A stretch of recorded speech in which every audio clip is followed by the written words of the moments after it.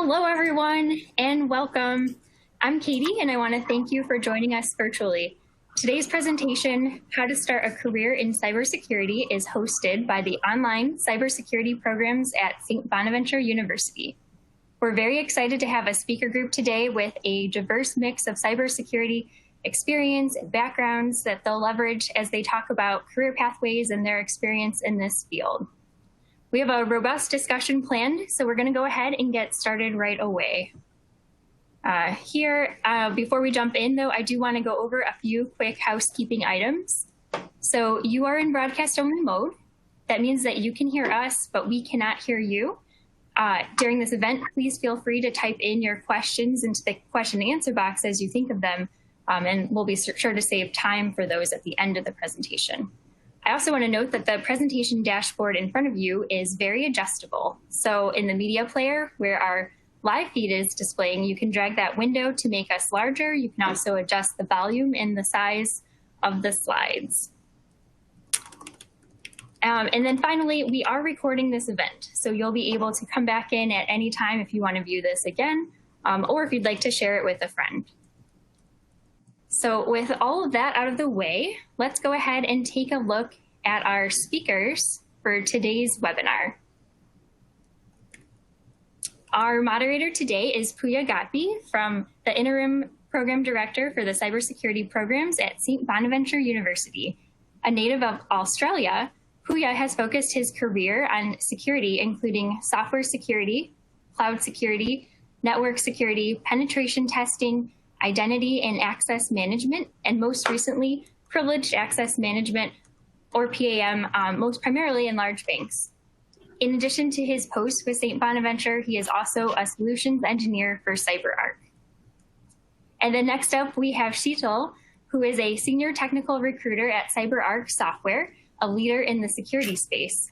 Sheetal brings more than 14 years of recruiting experience to her role, including seeking high-level roles for the government, universities, and Fortune 500 companies. Prior to recruiting, she worked in sales and marketing with an emphasis in market research. And then also joining us is Professor James Donahue, who teaches in the online cybersecurity programs at St. Bonaventure and is also a special agent for the U.S. Department of Homeland Security. In that role, he uses his cybersecurity skills to investigate child exploitation, human trafficking, narcotics, financial and national security investigations, including transnational criminal organizations. And then last but certainly not least, Melvin Thomas, a current graduate student in the online Masters of Cybersecurity program, is with us to share his own experiences transitioning over to the cybersecurity field. Melvin is currently the Director of Service Delivery and Special Projects for Chiron Technology Services Incorporated. He has over 20 years of experience in the field of information technology, including 9 years in cybersecurity. Melvin's technical skills are focused in the areas of programming, threat assessment, and vulnerability analysis. So thank you so much to all of you for being here today. It's really exciting to have so much cybersecurity industry experience in one place and to be able to talk about more about how we can transition careers into this field. With that, I'll turn it over to you, Pooya. Thank you so much, Katie, and thanks everyone for joining us today. It's really a pleasure to having you all taking time to joining us today and talking about a very interesting topic. You may ask, out of all these topics in the world, why did we choose this particular topic? Starting a career in cybersecurity. So this idea started in one of the courses that I was teaching. So at the end of the course, week 7, I just created an interview simulation because a lot of students were asking about careers, how they can get a job in cybersecurity, or if they are already working in cybersecurity, how they can progress their career in this field. And we had a lot of traction. People loved it. So, and then following that, a lot of students in other courses, they were asking about it. We had students that they were actually successful in their job interviews after that, that practice that we have in that course. But it's not limited only to that. A lot of people, like a lot of colleagues that I have that work in other areas, of IT, mentees, that they work with me, and even friends and family. Everyone is asking about this. And the question is, how can we break into cybersecurity market? Or if we've already started, if I'm a junior, I've got junior position, how can I progress this? And there is a good reason for that. A couple of reasons, actually. So as you know, the world around us, the businesses, they're going through digital transformation, massive digital transformation. What does that mean in terms of cybersecurity? That means now there's a much bigger attack surface. Attackers trying to basically get hold of data, sensitive information, any way they can. What does that mean? That means it translates into a more need for cybersecurity controls, skills, and obviously personnel. And jobs as a sort of byproduct of this, there are much more jobs, and I'm sure Sheetal's going to talk about that. How this market is transforming now, and the jobs are often very stable. Even after this crisis of COVID that hit, and a lot of economy issues that was the consequence of that. But what we saw, the cybersecurity jobs they stayed pretty consistent and pretty stable. That's very attractive for everyone. So everyone loves to have a job that is stable. And the other thing that is very interesting is with all these new technologies being added, with AI, machine learning, with cloud computing, changing the world, the way that we work. That means there are new areas of cybersecurity as well that are being introduced. So it's a massive market. It's growing really fast. And what we're trying to answer today, or at least give you some ideas with a great panel that we have today, is how can you get into this market? Or if you're already working in cybersecurity, how can you progress your career? And how we in St. Bonaventure, with our Master of Cybersecurity program and our graduate certificate program that we will talk about, can help you to fast track that and achieve those goals much easier and better. All right, so with that, I actually like to ask the first question from our first panel member, Sheetal.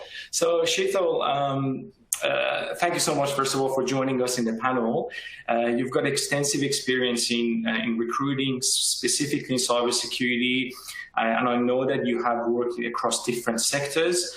So first of all, I guess my first question for you is, how do you see the current market of cybersecurity, in comparison to other areas of IT or in general? Sure. Thank you so much for having me. Thank you to the Bonaventure University for arranging this. I have been doing this for a while, and I have seen very clearly that cybersecurity is an absolutely important market or an industry. It's not going anywhere. It's not like one of those call centers that can get outsourced easily. So it's here to stay and has to be safe, in a safe environment. So they're not going to send it away. It's a growing industry, just like you said. As long as we used to save all our information in paper and things like that. Now it's all in technology, either in our systems or web or cloud or wherever. As long as it's in the technology or it's in some kind of an environment like that, it's prone to attack. People are trying to steal it. All of us have had experience where in some way or the other, you would have been a part of a breach, or your information was stolen. You'll get information or emails regarding that. And that means that information, we need professionals who can save that information, save or protect that data. And that means there are jobs going to keep on happening for cybersecurity professionals. And that's just like you said, gives you security. You're definitely going to have a job. Also, there is, if you see the quick Google search will show you the unemployment rate has been 0% since 2016. And so what does that mean is that if you have a cybersecurity background, you're always going to have a job and you are always going to be secure. You're not going to get it's not going to be a mass layoff and now you don't have something, but you'll immediately find another job.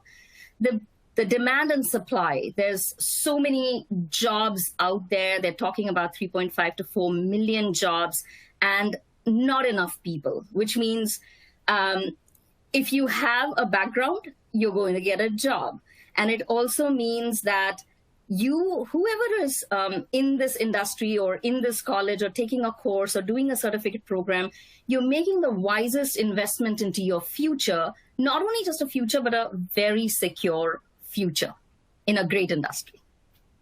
Absolutely. No, very, very great point. And some of the stats that you mentioned that we've got on the screen as well, it's fascinating, yeah? So how many jobs are there, the rate of unemployment. One thing that I just wanted to add to your points is their jobs and their people, but the quality of, people also is very important.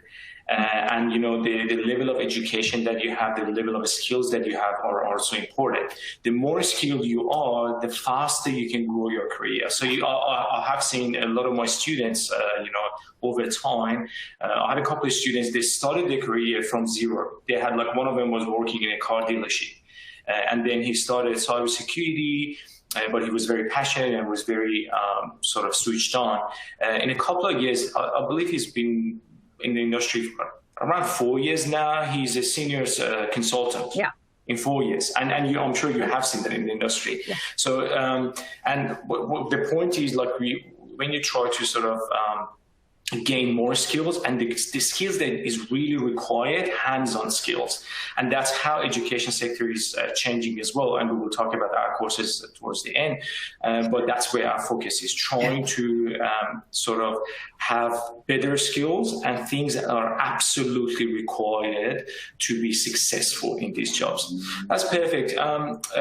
So I guess the other question I've got for you is, considering that you have worked across, as I said, multiple sectors, and this is quite important, especially in the United States, that you have the private sector, you've got obviously vendor land that me and you come from, and government, yeah? So how do you see, what are the differences between these markets? As a recruiter, as a technical recruiter, what I see is, again, I'm not going to talk about, I think James is the expert over here who's going to talk about maybe, FBI or CIA or any of those. I'll talk about the Commonwealth of Massachusetts versus the private sector. So one big difference is that the private sector is creating products, creating more jobs, and government turns into like a consumer. They're using the product. So with creating a new product also comes a whole bunch of new jobs. You don't always have to be a hacker. You don't always have to be a software developer. You could be a person who sells that product, a person who supports that product, a person who implements that product. So then all those functions create all those many jobs. Whereas a government is a consumer, and so they're using it. So the number of jobs between both private sector and government sector, there's a big difference. Again, private sector for a new graduate, like us, our audience probably is our students. It's easy to get into the private sector because of so many jobs, and the rules are not as rigid. Government has a whole process. How do you get in? Maybe you need security clearance, things like that. And so it's easier.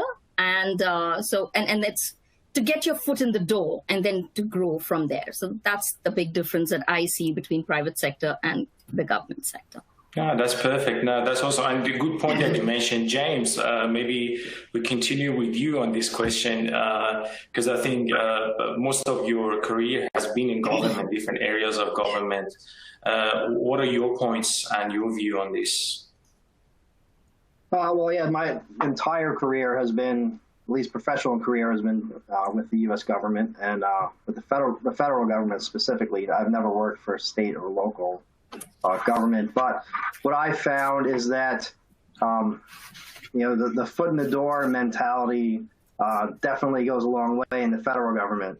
If you can get into a position, it's a lot easier to lateral to other positions within the government, within the agency that you're in, or to other agencies. So even just getting a job in the government gives you some more insight into what are the positions are available. Some positions are only available if you already work for the government, while other positions are open to everyone, or there's a lot of positions that are open maybe for veterans. If you happen to be a veteran, getting a job with the federal government is a little bit easier because there are streamlined pathways to getting hired for some of the jobs that you want. And even if it's not necessarily the job that you want forever, sometimes taking a job gets you into the agency, and then you can lateral from there.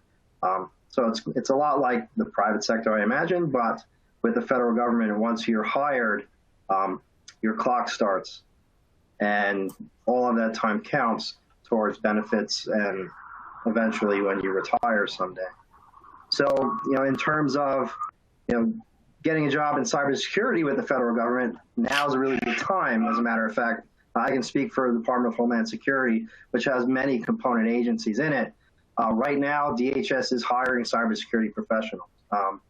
Where I work within Homeland Security investigations, I'm a special agent. That's a little more difficult position to obtain. It took me about 2 years to go through the entire hiring process to become a special agent. But for me, I was a special agent, but I was not in a technical position. And because I was already in the federal government, because I was already an agent, I was able to lateral into a computer forensic role, which is what I do now. So while I'm still a special agent, I do primarily child exploitation, digital forensics, as well as forensics for pretty much every other investigation that we're doing in the office at the time. So, I was able to go from a non-technical position. I did go back to college. I obtained a master's degree in cybersecurity with a concentration in digital forensics, and that allowed me to make that transition.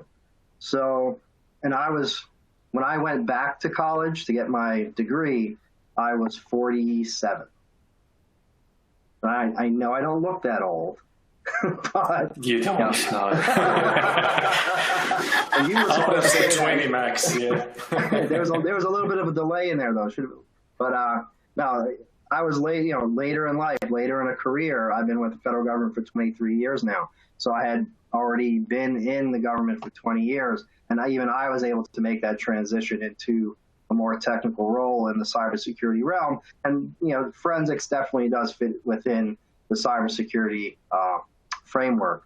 But like right now within DHS, they're looking for incident response professionals, risk assessment and risk management professionals, vulnerability detection, forensics, intelligence and investigation, software assurance, and network and systems engineering. So there's many different specialties that you can go into that all fit within cybersecurity. And while it's nice to be a jack of all trades, so to speak, even just focusing on one or two of those areas can open up a lot of opportunities for you within the federal government. And not even just being an actual employee of the federal government, as Sheetal had mentioned, uses a lot of contractors. So you may find yourself in a position where you can work as a contractor for a government agency, or maybe you could be the contractor for the government agency in providing some of those services. Not every government agency has an internal cybersecurity department, but every agency needs one. So, for the agencies that are smaller and don't have as large a budget as DHS has, they're still contracting those people out. So those opportunities are there. You do need to have a security clearance for the vast majority of positions within the federal government. So don't get arrested. St. Bonaventure is a good Catholic institution, so they generally have good people there. So if you're a student at St. Bonaventure, people will think that he or she must be a good person, so we're going to hire them. But you do need to have a security clearance. Also, just be mindful of that. And the process does take a little bit longer. So while in the private sector, you might be able to get hired within a few weeks, in the government sector, it might take, even with expedited hiring, several weeks, maybe 6 to 8 weeks, up to several months, depending on the security clearance that you need and the background investigation that you have to go through. That's perfect. No, thank you so much for all of that insight. That was really great. I just wanted to touch on one of the points that you mentioned, and it's very important, actually, age. And I get that question all the time. Is it important? It's interesting, especially in cybersecurity space. We have seen a lot of people, because it's sort of relatively new space. It's been around for ages, but as I mentioned, with all this digital transformation and new technologies, there are new areas of cybersecurity opening up, new jobs. So I get that question a lot. Does it really matter how old I am? When can I start? But I can tell you, we've had in our program, as you know, James, you're teaching the same program. We have a lot of people in sort of mature, and they're already been mature in their career, and they've got jobs in IT or sometimes not related to IT, and they just want to move into IT and into cybersecurity. We have students of all ages. And they all have been successful, and they have got jobs. A lot of the students, they're already working in an institution, in an organization in a different position, and then they move into cybersecurity positions within the same organizations. So it's definitely not a blocker, and we have seen, just if anyone's, if that was questioning anyone's mind, we do have a lot of students in different ages, and we encourage everyone at any age to join the program, and not specifically our program, to learn about cybersecurity. Yeah, that's perfect. Thank you so much. All right, so Sheetal, I'll probably get back to you with one question. Some of the stuff that James covered, that was really good for government. But generally speaking, if someone wants to break into cybersecurity, what is your advice? Like, how do you think they can do this? How they can overcome, at least to get an interview to start with, So I'll address people who are taking classes right now. So if you are enrolled in a course like this, the best thing that you've ever done, it could be a certification program, it could be your master's or your bachelor's degree. What I would say is read as much as you can, attend as many webinars as you can, do as many internships as you can.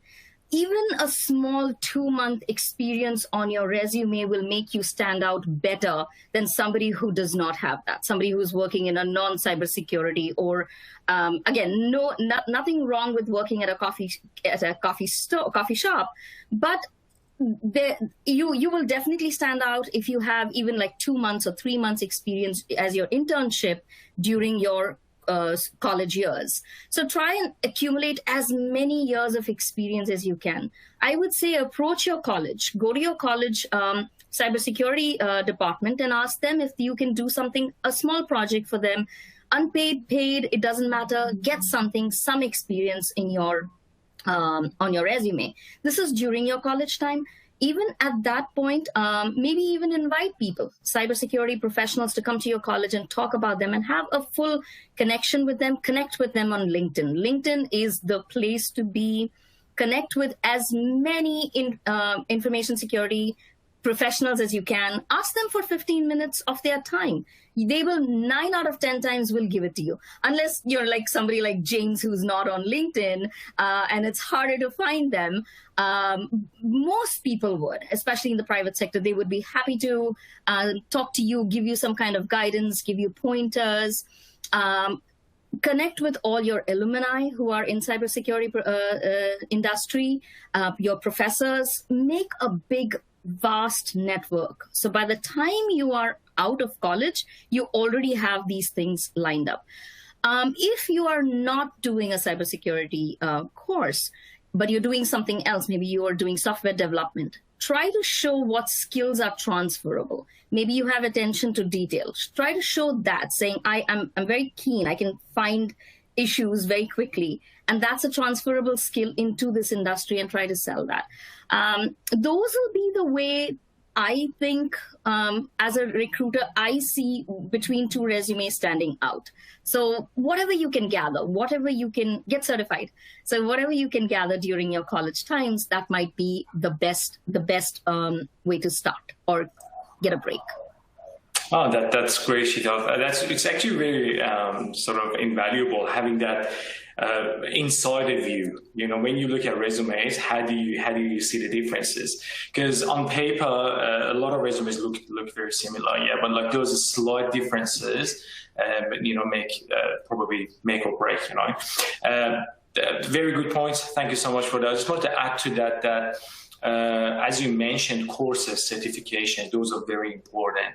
But I just want to know your idea. But like in my eyes as well, the formal education from a university counts a lot, because especially when you have an institute that has got a very high ranking, and you know that the courses that are taught, they're very up to date and they are sort of hands-on, and it gives you sort of an advantage because you've proven by passing those courses, by getting a good grade, in those courses, you can sort of fast track that process a lot as well. Do you agree? Absolutely. I totally agree. Somebody who's got that basic foundation, strong foundation, definitely stands out more than somebody who does not. Awesome. Thank you so much for that, Sheetal. All right. So I guess I'll move on to the next section. Another question that I get all the time, I'm just trying to address everything that everyone's asking me here and then discuss it with the panel, is what qualities employees are looking for. Some of it, Sheetal mentioned, the ones that you can see on the screen, continuous learning. This is very important, but a lot of these sort of factors are common with any sort of jobs that you get. Well, in cybersecurity, they become a little bit more important. And that's because of the nature of this, this market, because the market is evolving every single day. The new technologies, the new attacks, the things that you need to learn, and it's very, very hard to stay on top of this. So like someone was saying that in cybersecurity, whatever knowledge you have today, not the whole thing, but majority of the knowledge that you have today, in 3 years' time may not be relevant, because the technology is changing so fast. So some of those, qualities are very important. But just to be a little bit more granular, to give you something tangible that you can sort of measure yourself against, I've got my next question from James, back to James, that what skills, are required for someone if they want to transition into a cybersecurity role, and also to be successful. Because transitioning is one thing, being successful, being able to shine, that's very important as well. So how do you see that, James? Well, I can go based on my own experience, having done this very thing. When I had decided, I've always been somewhat of a technical person. I've always had computers. I remember way back to my first Commodore 64. So that's how far back my computer skills go. But, when I had decided, hey, I think I want to try to get into this digital forensic space, the cybersecurity space, I had to rely on some of the skills like you had just mentioned that were on that other slide. You do have to be willing to put in some hard work. For me, the last time I was in college was in 1994 when I graduated from St. Bonaventure. And, the next time I was in college was in 2015. So there was quite a gap there in having to do homework and having to do research and relearn some of the skills that I used to have. But I had to have that willingness to work hard, and you have to maintain that willingness because in cybersecurity and digital forensics, certainly things change so frequently. You have to have that willingness to continually learn, to continually read new articles, and to continually do research, because not only to keep abreast of the current trends in forensics or cybersecurity, but even on a day-to-day basis, we might get a device in the office that none of us have ever seen before, and we have to figure out, what is this? How do I get the information off of it, and what do I do with it once I've gotten the information off of it? So it's a continual learning experience. It's continually having that desire to do research and to actually like doing it. So it's not a job that you can, okay, I've got the job, now I can sit and do nothing. Okay, it's something that you have to have that willingness and that desire and that interest to continually work hard and to continually learn. You have to be persistent as well. It did take me 3 years to move into the position that I currently have because I did go back to school. It took me 2 years to complete my master's degree. And I also did some extra collateral duties that were forensic oriented in order to position myself to be able to get the role that I currently have. So that persistence certainly paid off in that, I was able to transition from being, I won't say a regular agent, but just from doing casework to doing casework, but also doing digital forensics. And one of the other reasons why I kind of wanted to make this transition was because I am looking towards the future of what I'll be doing when I'm not an agent anymore. And, cybersecurity, digital forensics is a role that once you get into it, you can evolve even further into those different positions. You don't have to just stay into one specific position in cybersecurity. It gives you a lot of other opportunities if you are willing to put in a little bit extra work and to gain that knowledge and to also have the confidence to know that you can do it. And I think that's where having that education kind of helps to back up your resume, right? So you have the skills from maybe some certifications you've gotten, you have the knowledge from your experience, but you also have that education that shows, hey, I can start something and I can finish it. And here are the credentials that I have that show that, and it gives you that confidence to continue looking for other avenues to be successful and to increase your success in the field. Yep, that's perfect. Thank you so much, James, for that. I think that was a good segue talking about transitioning, moving from a position that you had to another position. So I guess now I'm going to sort of transition to Melvin, which he's been through this journey. He was a developer and then he moved and became a cybersecurity professional, which was a very interesting story when we were chatting. So I just wanted to ask Melvin to kindly join us to the panel and sort of share that experience with everyone else. So Melvin, can you just walk us through how was your journey? How did you do? Where were you? Where are you now? And how did you go through this transition? Yeah, I can definitely. I appreciate you allowing me to speak on this. This is actually pretty passionate for me because it took a long time to move from being a straight developer into doing what I do now. I think everyone on the panel has made some outstanding points about how long it can take and the things that you would have to do to get there. The first thing that I personally had to figure out is what I wanted to be in cybersecurity. A lot of times you look at TV and people go, oh, there's hackers or oh, this and that, but it's not just that. It's a lot more. It's very detailed. I think to put in a great perspective of saying all the different positions that are out there. And James really hit home on the fact of all the skills that are needed, right? And looking at that and saying, what do I want to be? Understanding that was the most difficult thing at first. And once you figure it out, that's when you can now start to put your path together. I had to figure out, do I want to be an exploit writer because I could write code, right? Do I want to look at network packets? Do I want to do that? And the first way that you figure that out is being exposed to that one way or another.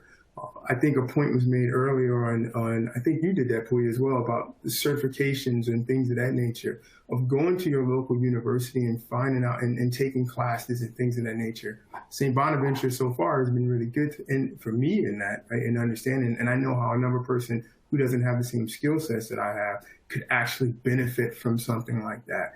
I went to another university and I took a certification on information insurance, and they exposed me to taking Security Plus and my CH. Those are great things. You have to be exposed to those things, and you need to figure out, because the one thing you don't want to do is say, I want to be a hacker. Okay, you get to a point and you learn all these penetration testing tool sets and all that, and you don't like it.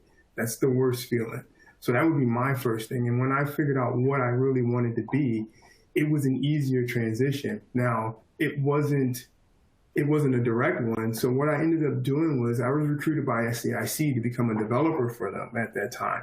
And I would say I started writing applications for the analysts, which didn't seem kind of cool in the beginning because it's like, oh, I want to do what you guys do. But it helped me because as smart as you think you are, there's a breadth of knowledge that you just don't have. It's not there unless you are working in there. Because I could write code all day, but I've never wrote an exploit before, right? When I first came there. It's a total different mindset, right?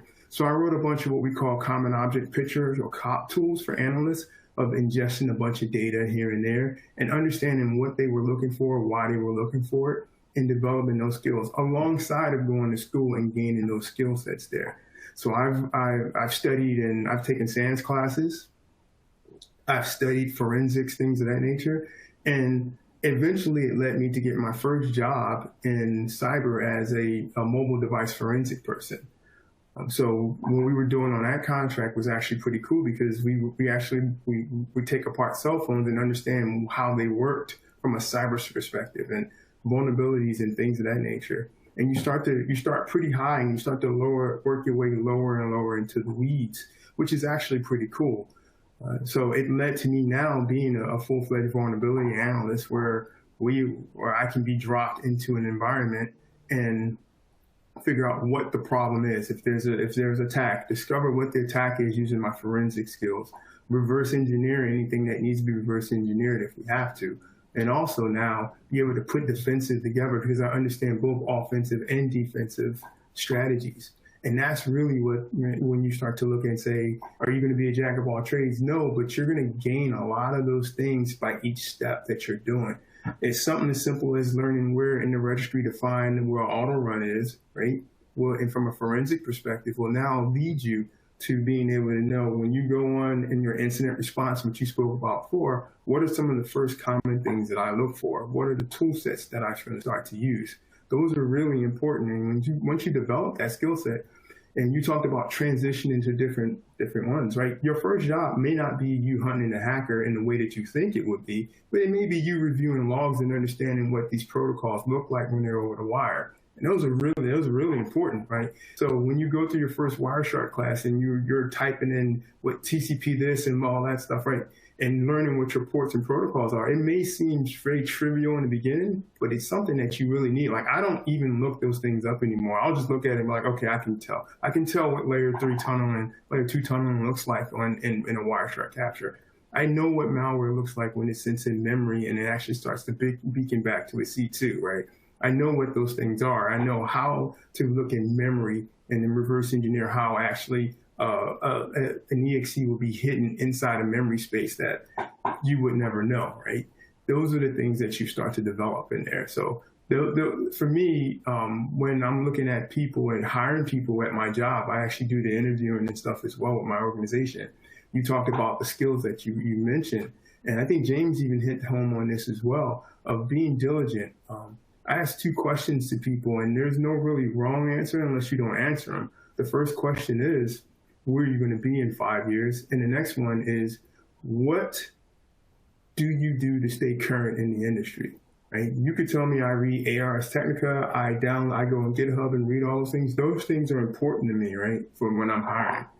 But if you tell me I don't know, I don't do anything, then that's where you start to lose me when you sit across the table from me, because I want to help you out. I want to help you get there. And if you don't have the skills, I'm happily to tell you the things that you need to do and why you should do them and lay them out. I've done this in the past. So that's kind of my story and that transition in that. That's fascinating. That's fascinating, Melvin. It's very interesting. A couple of things that you mentioned, I just want to reiterate. One was the skills. First of all, sorry, like different sort of jobs that she also talk about, talked about the fact that there are different levels of jobs. Someone's going out there and just installing tools and configuring tools, and that's it. Someone may be on the offensive side of things or red teaming. Someone might be on the defensive side of things or blue teaming or that sort of services.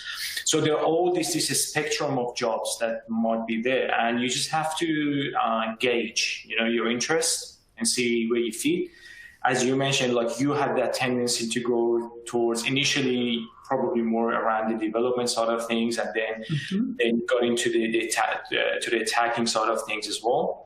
But then, which is very important and very sort of good to understand that there is this range of jobs. You don't really have to settle on one, and then you can change as well. And as you mentioned, you can change from like defensive to offensive or whatever.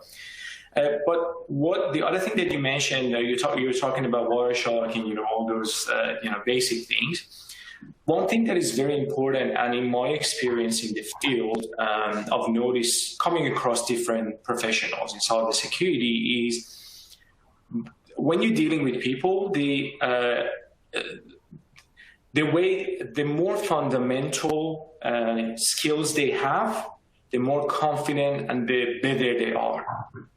That means they're coming through ranks, coming through ranks. They've done it all, they know all the low levels, and then eventually get to the point that, like yourself, you look at it and So you don't really have to do a lot of, or you look at a packet capture and you just immediately can spot.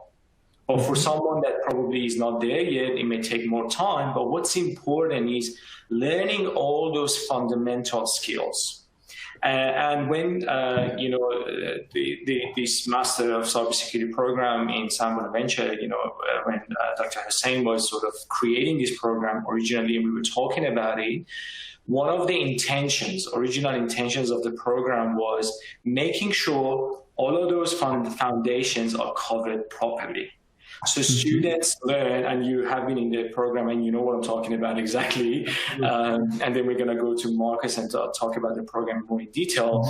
But every single course, the courses that James is teaching, the courses that I teach, and other professors in the university, every single of us, we try to make sure that those foundations are covered. And you've got enough good hands-on experience.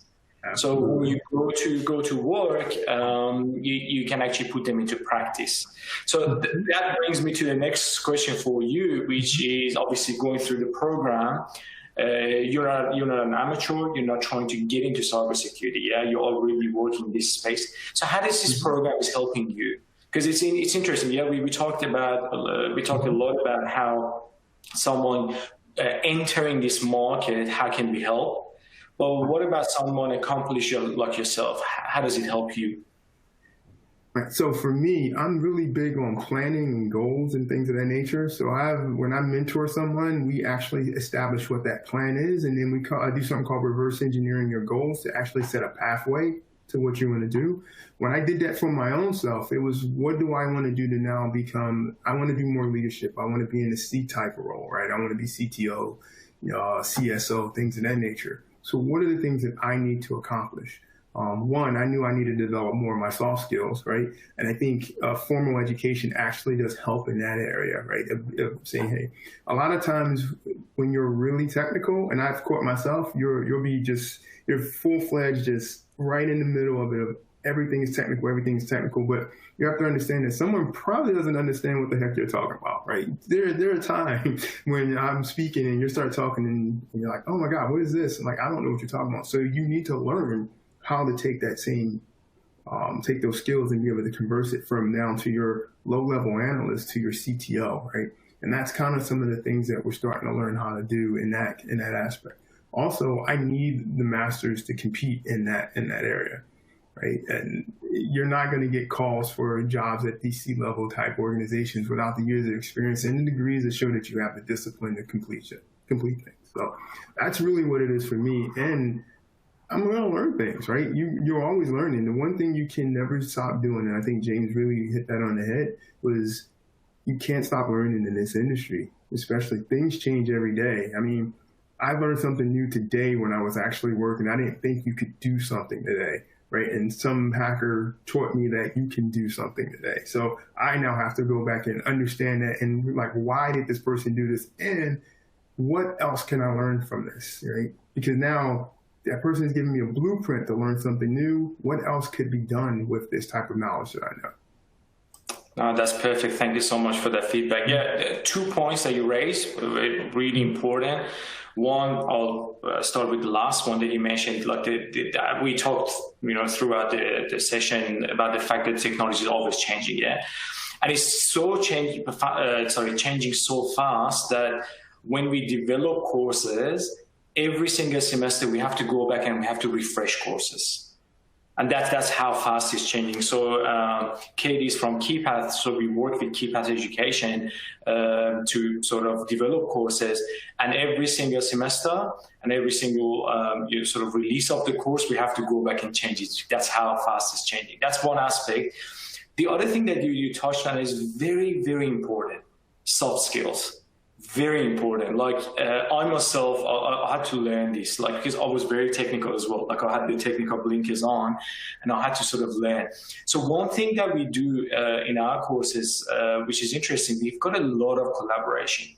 This is an online program, so you don't have the chance of hanging out with people, like on campus and talk to people and share that experience. So that collaboration becomes very important.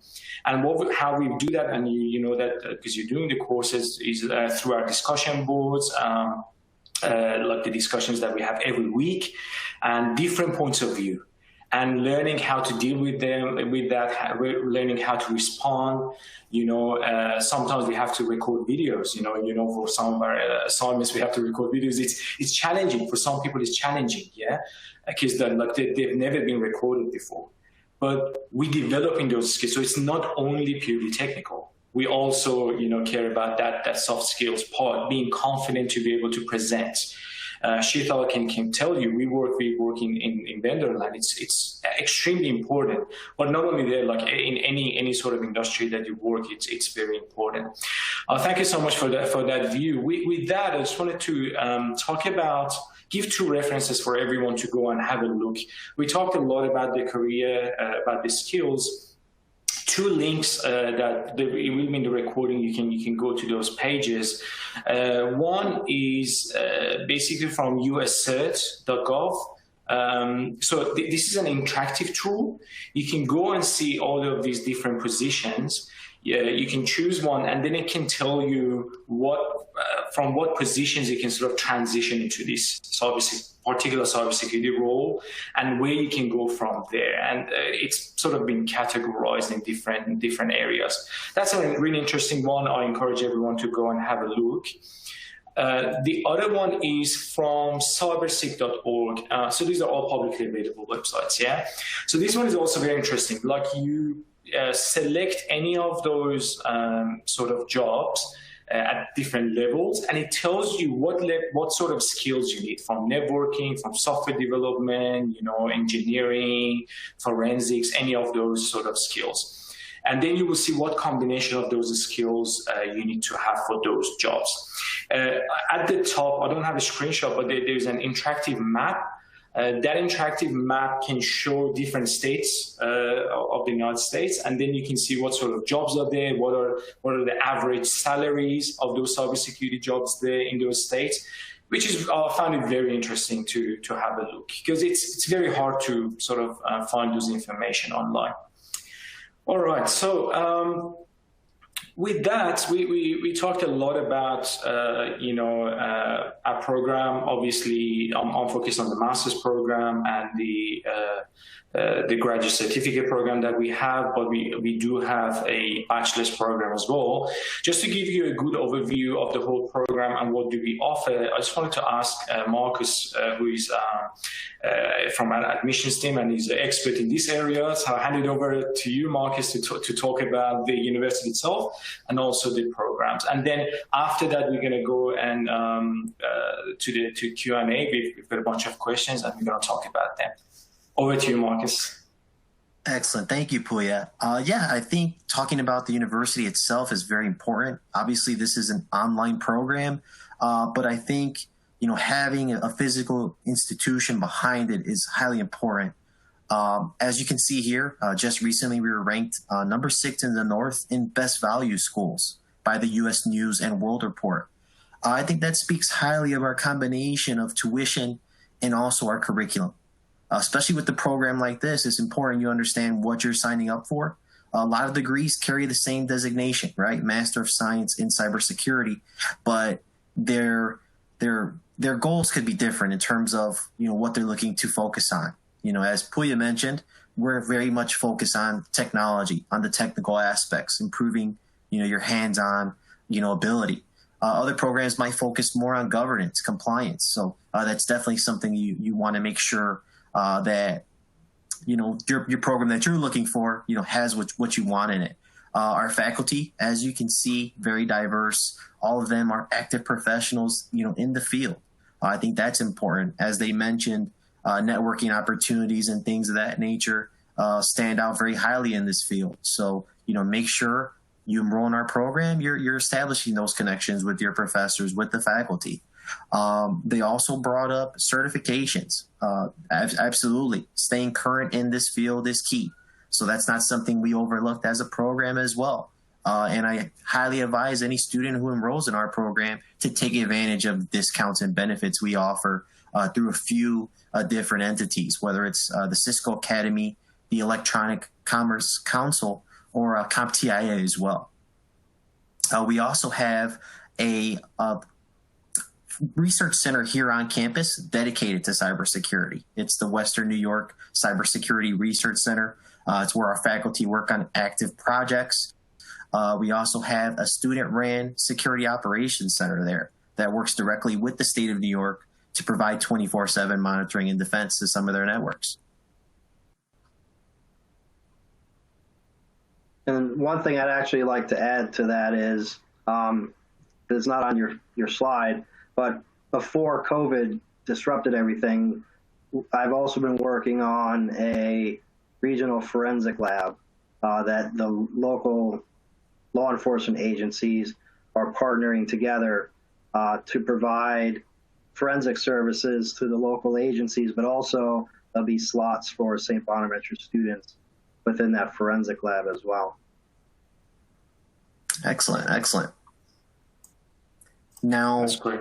Getting into our two offerings. Sure. No, I'm sorry, Puya, go ahead. No, but I was just going to ask if you can talk about the two offerings. Yeah, sorry about that. Oh, no worries at all. Obviously, we offer a Master of Science in Cybersecurity. It can be completed in as little as 30 credit hours. Now, what makes our program, I think, very unique is the sense that we have the graduate certificate option as well. For someone who maybe is intimidated in getting into the field and looking at master's programs maybe is a little too daunting based on maybe their lack of skills in the area, we have this graduate certificate option to really bring you up to speed. I think it's one of the things that makes our offerings very much stand out. In terms of the master's program, it can be completed in as little as 18 months' time. For the graduate certificate, about 8 months. Both very much, can help you break into the industry. Obviously, a master's degree can help you in a few other key areas like prepping for senior roles, executive level roles, as Melvin mentioned. But they both serve a purpose, whether you're looking to break into the field or really hone your skills for potential promotions. We have an avenue for you as a student looking to get into cybersecurity. Awesome. Thank you so much for that, Marcus. I guess that was that. Do you want to talk about the admission process as well, if anyone was interested? Absolutely. So first and foremost, for any student who's interested in our programs, your next step is to complete an admissions interview with either myself, one of my colleagues as well, whether it's Moonoff or Elizabeth. We're all very knowledgeable in what our program has to offer. In terms of admissions requirements, first and foremost, you'll need to submit an application. You would also need to ensure you have a bachelor's degree from a regionally accredited institution. Or likewise, depending on which program you're looking to target, computer science experience as well, whether that's through a previous degree or work experience. A police clearance is also required. As Professor Donahue mentioned, in this field, we want to ensure, we're teaching the skills to the right people who are honest, ethically sound.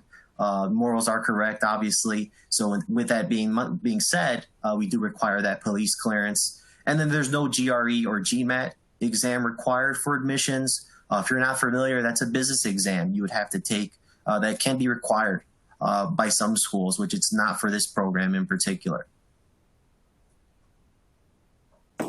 Awesome, perfect. Thank you so much, Marcus, on that. Absolutely. Awesome. All right, so I guess we covered everything that we wanted to talk about. Katie, do you want to go through the questions Q&A section for us? Thank you. Absolutely. So we've already received a number of great questions. We'll try to get through at least a few of these here. I know we're running close to the end of the hour. If we don't get to your question today, we'll certainly follow up after the webinar. And then if you have any questions that you haven't sent in, still please feel free to continue to use the Q&A box below on your screen. So first question here, this question asks, how is the job market for entry-level positions for career changers? I would be coming specifically from marketing and looking to enter the industry. Yeah, absolutely. I think Sheetal talked about it sort of extensively about the entry level. So obviously the skills that are required. So first of all, someone may be interested in cybersecurity marketing. There are plenty of positions there. As Sheetal mentioned, it's a growing industry. You may be interested to focus on that space because then you need to be able to understand cybersecurity to be able to do marketing for cybersecurity. And then there are avenues into sales. Actually, Sheetal, maybe do you want to talk about that shortly? Yeah, sure. So when we look at entry-level positions with maybe like no experience at all, we have internships. If you have the ability to do an internship, do it. Within CyberArk too, we have internships. I'm sure there are many other companies that offer it. Like Poya said, marketing plus security marketing is a great option. Sales is a great option. You can definitely try that. You might have to start at a very entry level and then work your way up. So that's always an option. But getting, like I think in the beginning I said, getting your foot in the door. Get it in there, especially a private sector, will let you explore. Within a year and a half of doing your role, working in a current position, they will let you explore and go into a different department or a different function and try your hand there as well. Awesome, thank you. Katie, what's the next question? The next question is, how soon can we qualify for a cybersecurity job? This person is currently a graduate student in the program and has successfully completed the first 3 foundation courses already. Awesome. Yeah, look, there's so many variables here. Yeah. So when you finish your program, obviously when you finish the program, it's much easier to go through a job interview, but nothing stops you from applying. Nothing stops you from applying that knowledge in the interview. We had a couple of actually the last couple of semesters, we had students that they were already studying with us and they already had jobs. So they went to the job interviews. It's actually interesting that interesting story. One of our students in our secure software design course, we were talking about secure software design, and Melvin is in the same course as well, knows. And at the same time, a position opened up in their organization around software security. Yeah, and then he could go and he could talk about it. He could even, talk about the direction of that particular practice. So he got the job. And this particular example was a couple of semesters ago. We had a couple of people in our current course we just finished that Melvin was part of. They got jobs, and I think one of our students who got a job also asked the question here on the panel. And so there's nothing stopping you from getting jobs as you're going through the program. But obviously, when you finish your program, there are more chances. Great. Our next question asks, let's see, this one says, I gained Linux experience from my ethical hacking course and interviewed very well for a technical support engineer position from a secure software design course in the program. How can I navigate to a cybersecurity role within an organization? Yes, yeah. All right, so the person who's asking the question is one of our students, which I know. So all he needs to do is essentially learning more and more about cybersecurity, because these skills are all sort of interrelated. Yeah, so you've got very good Linux foundation, which is great and will help you a lot. All you need to do is just need to add all the other skills, which is networking, cryptography, enterprise security, application security, which in the courses that we offer, all of that is sort of offered. Just adding those up, and then I think Melvin was talking about the fact that you are working in a particular line of work, but then you can express interest, and then you can just go a little bit further, and then incorporate security into your day-to-day job. And that's how you sort of move from one position to another, and eventually into cybersecurity. It happened for myself as well. I mean, I started as a support engineer for an ERP system, yeah, and then gradually moved into networking and security. So it's just wherever your interest is in, and the more you learn, and then you can sort of move. Great, thanks, Pooya. Our next question asks, when hiring, how important are cybersecurity certifications or certificates? I don't know, maybe Sheethal for this one. Sure. They are important, especially if you are a recent grad and you've got one of these certifications. It catches my attention, which then I do go back and tell the hiring manager, hey, look at all the certifications they've got. It just goes to show that you've taken that extra step, gone that extra mile to learn something more than just your your schoolwork.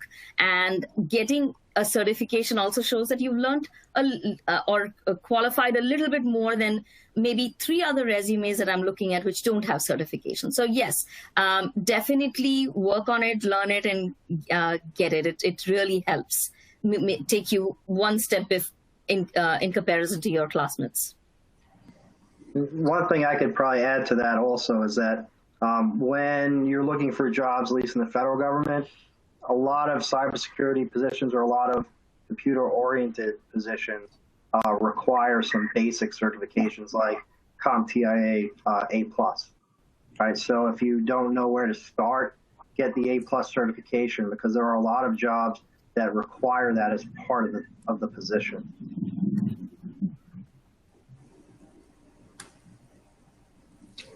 Very good, thank you. Our next question is from someone who's intending to enroll in the master's program in the fall.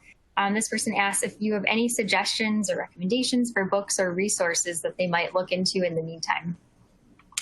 Yeah, I guess the main thing that the main skill that a lot of students are lacking when they come into the program is just a little bit of programming skill. So something like Python that is easy to learn.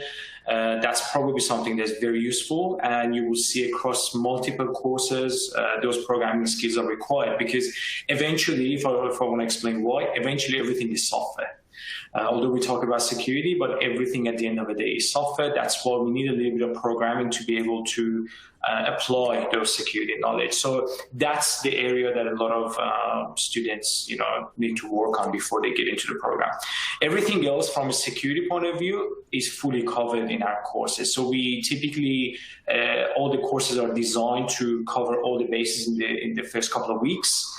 So all the foundational knowledge, and as you progress to the later weeks, we just go to those advanced topics in that space. So yeah, programming, specifically Python, I reckon is something that is very, very useful. Very good. All right, I know that we are a few minutes past here, so we're going to go ahead and wrap up our Q&A session. I think we were able to get to most of the questions, but if we did miss your question, we will respond to you directly after the webinar.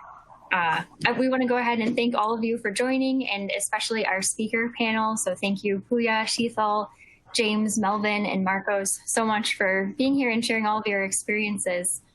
If you've registered for this webinar, you'll receive, of course, the recording tomorrow. And please feel free to reach out directly to an enrollment advisor if you're interested in learning more about the programs. Thank you so much, everyone. Have a great rest of your evening. Thank you so much. Cheers. Thanks. Bye. Night. Thank you so much. Thank you.